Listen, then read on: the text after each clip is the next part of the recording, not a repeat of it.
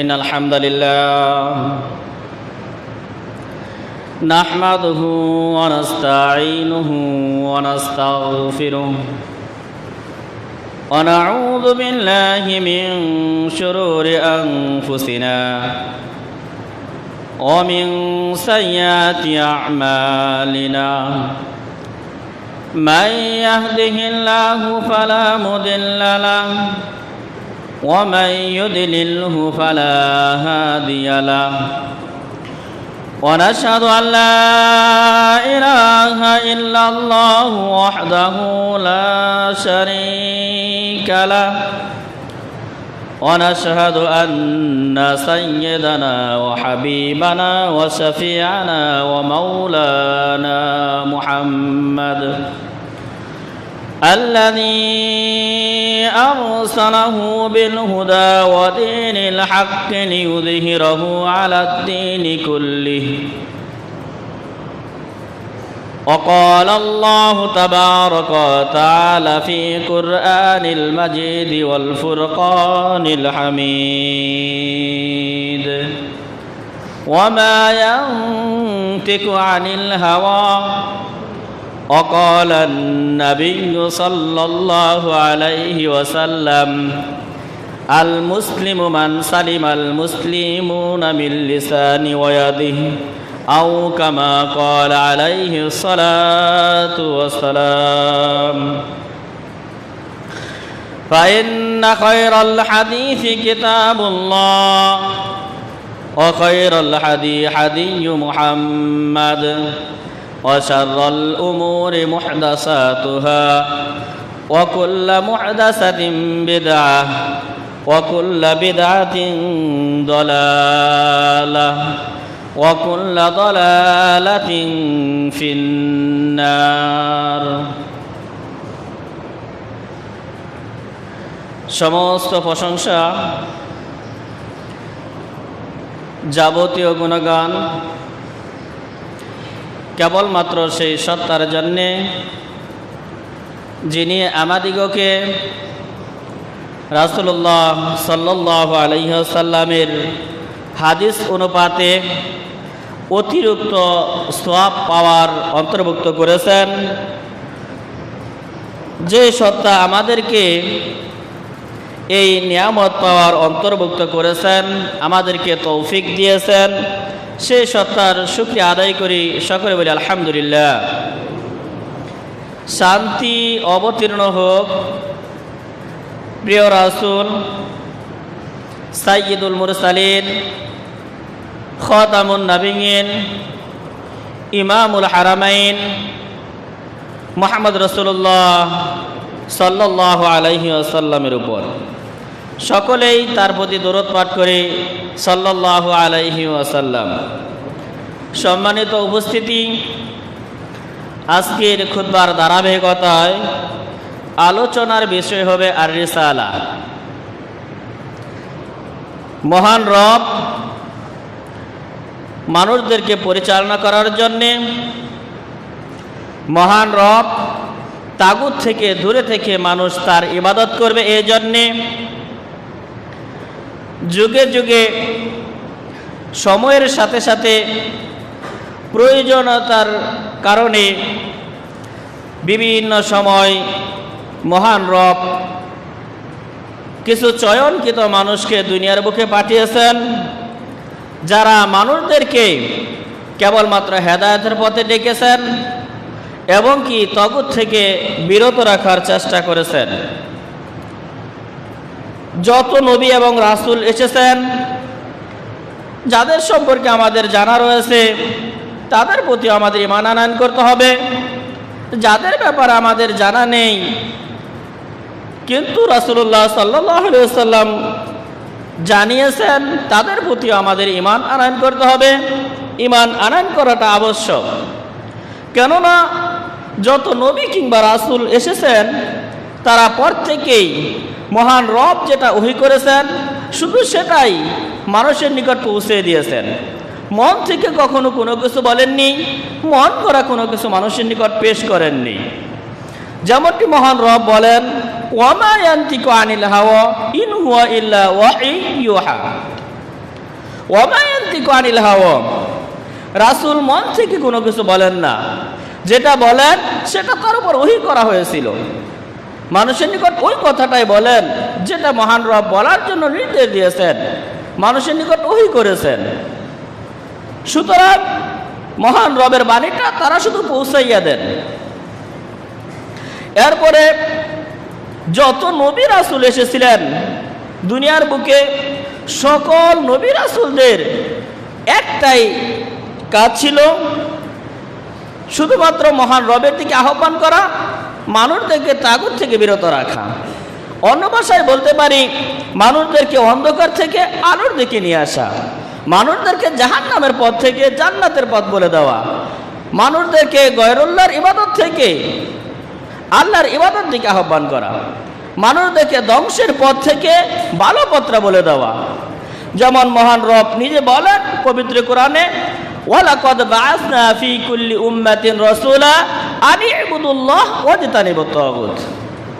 ওয়ালাকাদ বাআসনা ফি কুল্লি উম্মাতিন, যত উম্মত রয়েছে, মহান রবের সৃষ্ট যত মানুষ রয়েছে, সকলের নিকটে মহান রব নবী পাঠিয়েছেন, রাসূল পাঠিয়েছেন। ওয়ালাকাদ বাআসনা ফি কুল্লি উম্মাতিন রাসূলা আন ইবুদুল্লাহ। কেন নবী বা রাসূল পাঠানো হয়েছে? নবী বা রাসূল এজন্য পাঠানো হয়েছে যাতে করে মানুষ তার রবের ইবাদত করে, মানুষ তার প্রতিপালককে চিনে, মানুষ একমাত্র আল্লাহর গোলামি করে, অন্য কারো দাসত্ব না করে। যেমন অন্য আয়াতে মহান রব বলেন, ওয়া মা খালাকতুল জিন্না ওয়াল ইনসা ইল্লা লিয়াবুদুন। মহান রব সৃষ্টি করেছেন মানুষদেরকে, জিনদেরকে শুধুমাত্র মহান রবের ইবাদত করার জন্যে। তাহলে বোঝা যাচ্ছে আপনাকে আমাকে মহান রব কেন সৃষ্টি করেছেন? তার ইবাদত করার জন্যে।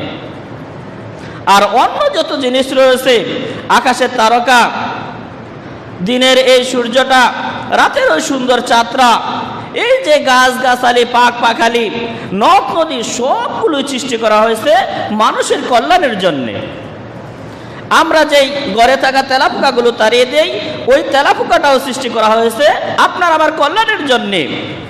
আমরা যে সাপ বিচ্ছু দেখলেই মারতে চাই, ওই সাপটাও সৃষ্টি করা হয়েছে আপনার আমার কল্যাণের জন্যে। অনেক সময় অনেক কল্যাণগুলো বোঝা যায় না। সাপ তো মানুষকে দংশন করে, সাপ তো মানুষকে আক্রমণ করে, সেটা আবার কল্যাণকর কিসের? দেখুন, বর্তমান সায়েন্স এই পজিশনে গিয়ে পৌঁছেছে যে সাপের বিষ দ্বারায় একাধিক ঔষধ তৈরি করতেছে, সাপের বিষ প্রয়োগ করে একাধিক রোগকে নির্মূল করা হচ্ছে। তার মানে বোঝা যাচ্ছে এই যে সাপটা, মহান রব সেই সাপটাও সৃষ্টি করেছেন আপনার আবার কল্যাণের জন্যে। কিন্তু আপনাকে আমাকে কেন সৃষ্টি করা হয়েছে? ওই যে আনি আবুদুল্লাহ, আমি আর আপনি যাতে করে মহান রবের ইবাদত করি, ওয়াজতানিবুত তাগুত, যাতে করে আল্লাহ ব্যতীত যত গয়রুল্লাহ আছে, আল্লাহ ব্যতীত যত বিধর্মীদের ধর্ম রয়েছে, মূর্তি পূজা বলেন, দশাইতে পূজা বলেন, গণেশ পূজা বলেন, কালী পূজা বলেন, ওদের যত পূজার নাম রয়েছে, অগ্নি পূজা বলেন, সবগুলো থেকে যাতে আমরা দূরে থাকি, কেবলমাত্র মহান রবের ইবাদত করি। এজন্যে মহান রব যুগে যুগে চাহিদা অনুপাতে কখনো কখনো কোনো দলের জন্যে, কখনো কখনো কোনো গোত্রের জন্যে, কখনো কখনো কোনো দেশের জন্যে, কখনো কখনো কোনো এলাকার জন্যে মহান রব নবী বা রাসূল পাঠিয়েছেন। আর তাদের কাজ একটাই ছিল, তারা এসে শুধুমাত্র আল্লাহর ইবাদত দিকে আহ্বান করতেন আর অন্যদের ইবাদত করা থেকে বিরত রাখার চেষ্টা করতেন। সম্মানিত উপস্থিতি, আর আমাকে আপনাকে সৃষ্টি এজন্যই মহান রব করেছেন। এরপর এই যে যুগে যুগে যত নবী রাসূল এসেছিলেন, এক এক নবী রাসূল মর্যাদা এক এক রকম ছিল। আমরা সমাজে যারা বসবাস করি তাদেরও মর্যাদা একটু ভিন্ন। কেউ একদিক দিয়ে এগিয়ে আছে, অন্য দিক আরেকজন আরেক দিক দিয়ে এগিয়ে আছে। কেউ অর্থ দিক দিয়ে এগিয়ে আছে, কেউ সম্মানের দিক দিয়ে এগিয়ে আছে, কেউ বা আরেক দিক দিয়ে এগিয়ে আছে। সমাজে যেরকম বসবাস করার লোকগুলো ভিন্ন ভিন্ন মর্যাদা রয়েছে, ঠিক নবী এবং রাসূলদেরকেও পাঠানো হয়েছে, তাদের ভিতরেও একটু ভিন্ন মর্যাদা রয়েছে। যদিও আল্লাহ রাসূল সাল্লাল্লাহু আলাইহি সাল্লাম সব সময় মহান রবের জন্য বিনয়ী থাকতেন। আল্লাহ রাসূল বলতেন, লা তাফাদ্দুলুনি, তোমরা আমাকে উঁচু মর্যাদায় নিয়ে যেও না, কারণ অমুক নবীর এই মর্যাদা রয়েছে, তমুক নবীর এই মর্যাদা রয়েছে, অথচ সকল নবীদের চাইতে বেশি মর্যাদাপূর্ণ যিনি, তিনি হচ্ছেন আমাদের নবী রাসূলুল্লাহ সাল্লাল্লাহু আলাইহি সাল্লাম। যেমন মহান রব পবিত্র কোরআনে বলেন, তিলকা রাসূলু ফাদ্দালনা বা'দহুম আনিল বা'দ। তিলকা রাসূল, ওই যে নবী রাসূলরা রয়েছেন, ফাদ্দালনা, আমরা অনুগ্রহ করেছি বা মর্যাদা দিয়েছি, বা'দহুম আলা বা'দিন, কতকের উপরে কতককে। যেমন মুসা আলাইহিস সালাতু ওয়াস সালামকে কালিমুল্লাহ বলা হতো। মুসা আলাইহিস সালাতু ওয়াস সালাম মহান রবের সাথে কথা বলতেন। মহান রবের নিকট বললেন, এ আল্লাহ, আমি আপনাকে দর্শন করতে চাই, দেখতে চাই। মহান রব নির্দেশ দিলেন, আমাকে দেখতে চাইলে তোমাকে তুর পাহাড়ে যেতে হবে। রাসূলুল্লাহ সাল্লাল্লাহু আলাইহি সাল্লাম বলেন, মুসা আলাইহিস সালাতু ওয়াস সালাম তুর পাহাড়ে মহান রবকে দর্শনের জন্য গিয়েছিলেন। প্রথম যে জিলিকটা এসেছিল, এই একটা জিলিক আসার কারণে তুর পাহাড় পুড়ে গিয়েছিল।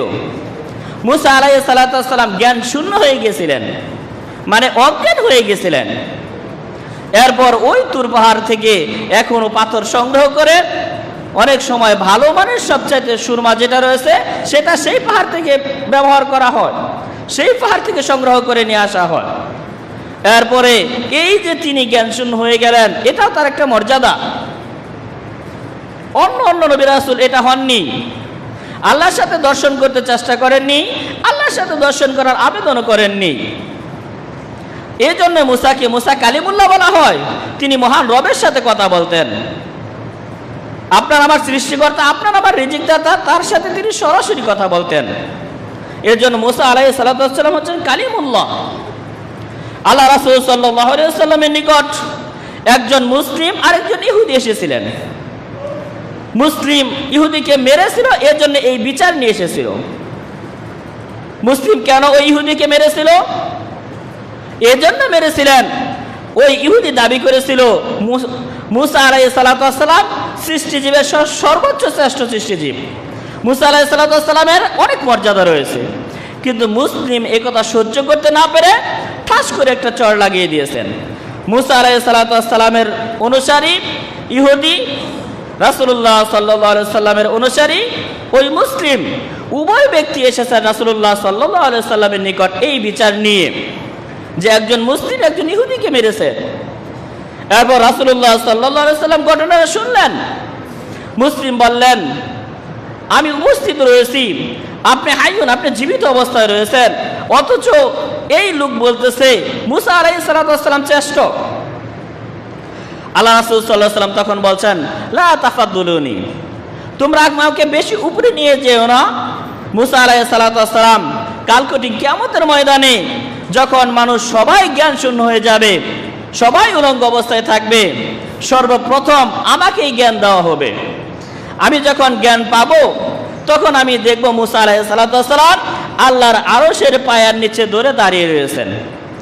আমি জানি না মুসা আলাইহিস সালাতু ওয়াস সালাম আমার পূর্বে জ্ঞান পেয়েছেন, নাকি মুসা আলাইহিস সালাতু ওয়াস সালাম জ্ঞান শূন্য হননি, নাকি ওই যে তুর পাহাড়ে যে মুসা আলাইহিস সালাতু ওয়াস সালামের জ্ঞান শূন্য হয়ে গিয়েছিল, এজন্য এখানে তার জ্ঞান শূন্য হয়নি, এটা আমি জানি না। তার মানে আল্লাহ রাসূল বোঝাতে চাইলেন, দেখো এই জায়গায় মুসা আমার চাইতে বেশি মর্যাদাপূর্ণ। নবী রাসূলদের আদর্শ ছিল নিজেকে নয়, অন্যকে প্রাধান্য দেওয়া। যত নবী রাসূল আছেন তাদের জীবনী দেখেন, তাদের জীবনী অধ্যয়ন করেন, দেখবেন প্রত্যেকেই অন্য নবী রাসূলদেরকে প্রাধান্য দিচ্ছেন। এই যে লং একটা হাদিস রয়েছে, শাফায়াতের হাদিস, যখন মানুষ বিপদে থাকবে তখন শাফায়াতের জন্য এক এক নবীর দ্বারস্থ হবেন। এক একজন নবী বলবেন, না আমার চাইতে অমুক শ্রেষ্ঠ, আমার চাইতে অমুক শ্রেষ্ঠ, আমার চাইতে অমুক শ্রেষ্ঠ। মানুষ গিয়ে আদম আলাইহিস সালাতু ওয়াস সালামকে ধরবেন, আদম তুমি তো জাতির পিতা, তুমি তো সৃষ্টির সূচনা লগ্নের সৃষ্ট জীব, তোমাকে তো মহান রব নিজ হাতে সৃষ্টি করেছেন, তোমার তো অনেক মর্যাদা রয়েছে, ফেরেশতাদের দিয়ে সেজদা করিয়েছেন। আজকে তো দেখতে পাচ্ছ আমাদের কি পরিমাণ বিপদে পৌঁছেছি, মহান রবের নিকট আমাদের জন্য সুপারিশ করো। আদম আলাইহিস সালাতু ওয়াস সালাম কারণ দর্শাবেন, এরপর বলবেন তোমরা চলে যাও অমুক নবীর নিকট, ইব্রাহিমের নিকট চলে যাও। ইব্রাহিম পাঠাবেন আরেক নবীর নিকট, মুসার নিকট চলে যাও। মুসা আলাইহিস সালাম পাঠাবেন ঈসার নিকট, ঈসা আলাইহিস সালামের নিকট নিয়ে যাও। এভাবে দেখেন একে অপরকে প্রাধান্য দিচ্ছেন।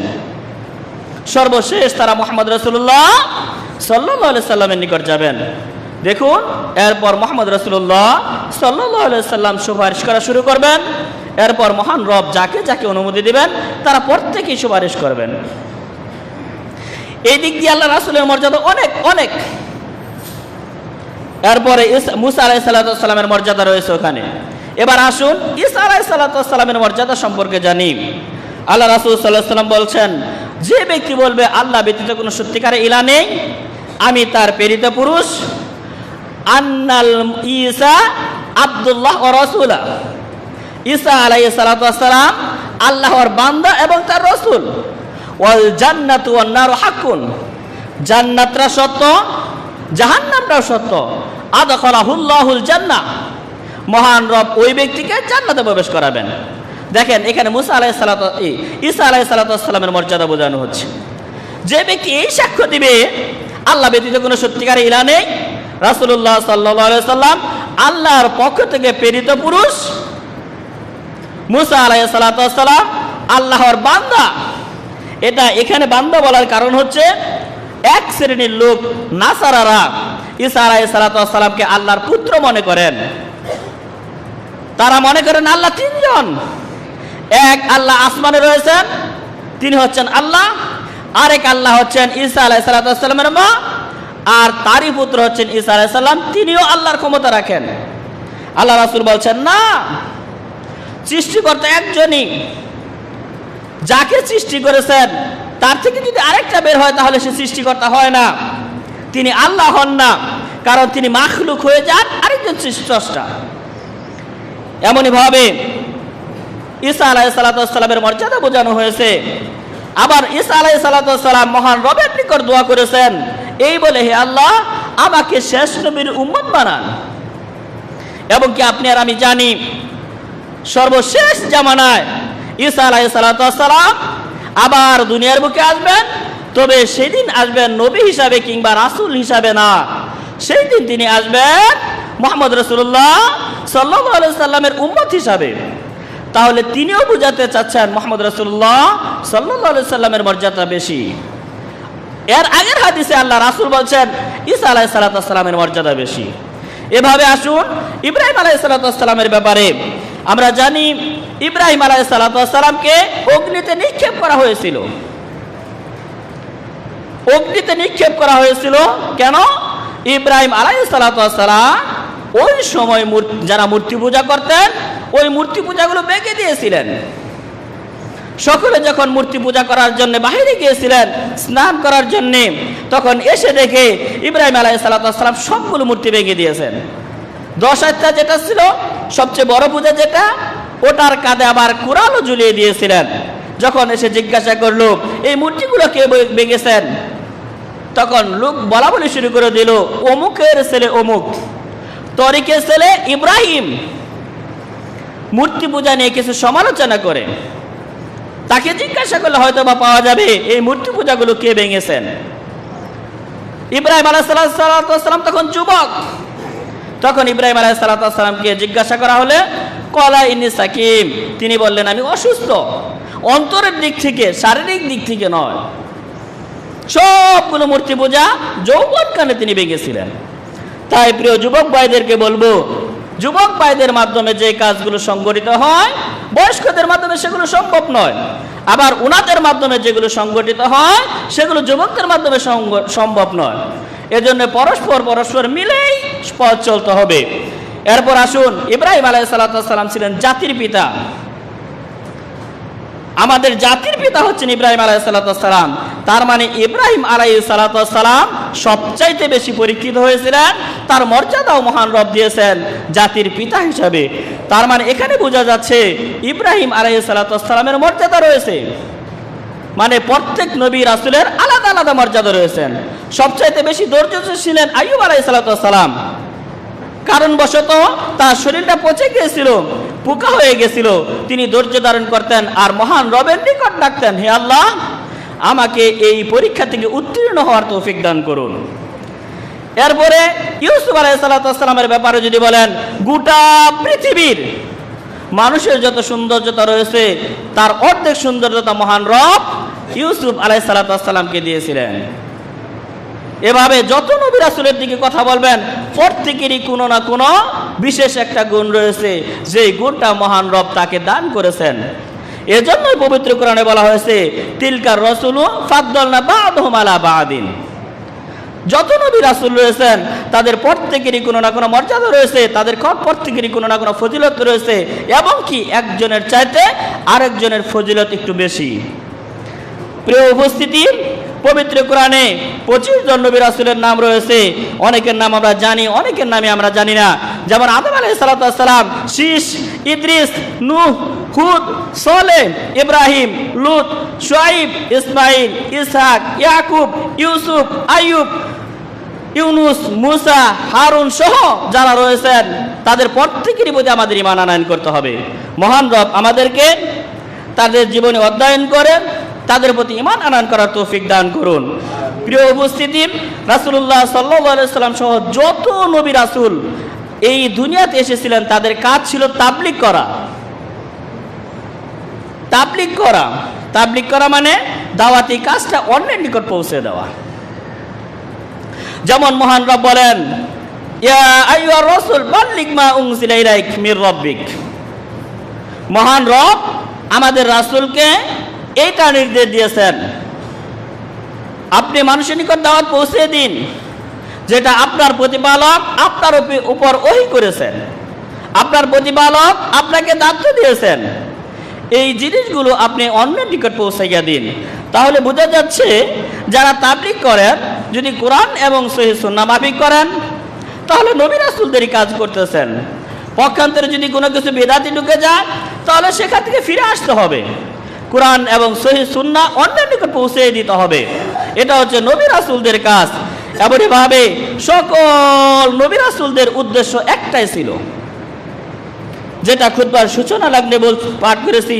মহান রব বলেন, হুয়াল্লাযী আরসালা রাসূলাহু বিল হুদা। আল্লাহ তাআলা রাসূল পাঠিয়েছেন হেদায়েতের মাধ্যমে। এখানে হুদার দ্বারা সালফে সালিহিন মুফাসসিরে কেরামগণ আল হুদার দ্বারা উদ্দেশ্য নিয়েছেন কোরআন। রাসূলুল্লাহ সাল্লাল্লাহু আলাইহি সাল্লামকে কোরআন সহকারে পাঠানো হয়েছে। ওয়া দীনুল হক, এবং সত্য ধর্ম দিয়ে পাঠানো হয়েছে। লিযহিরাহু আলা দীনি কুল্লি, অন্য যত বাতিল ধর্ম রয়েছে, ইহুদি ধর্ম, নাসারা ধর্ম, খ্রিস্টান ধর্ম, বৌদ্ধ ধর্ম, হিন্দু ধর্ম, অগ্নি পূজক ধর্ম, যত ধর্ম রয়েছে আমরা নাম জানি কিংবা জানি না, সকল ধর্মের উপর যাতে করে বিজয় লাভ করতে পারে এজন্য রাসূলুল্লাহ সাল্লাল্লাহু আলাইহি সাল্লামকে কোরআন সহকারে হেদায়েত দিয়ে এই দিনটা রাসূলের নিকট পৌঁছে দেওয়া হয়েছে। আর এই দিনটাই রাসূলুল্লাহ সাল্লাল্লাহু আলাইহি সাল্লাম আপনার নিকট, আমার নিকট, সাহাবায়ে নিকট, তাবেঈর নিকট, তাবেঈ সহ সকলের নিকট পৌঁছায় দিয়েছেন। মহান রব যত নবী কিংবা রাসূলের নাম আমরা জানি, তাদের ফজিলতের ব্যাপারে আমরা জানি কিংবা জানি না, সকলের প্রতি আমাদেরকে ঈমান আনয়ন করার তৌফিক দান করুন। ফাস্তাগফিরু ইন্নাহু আল গফুরুর রহিম।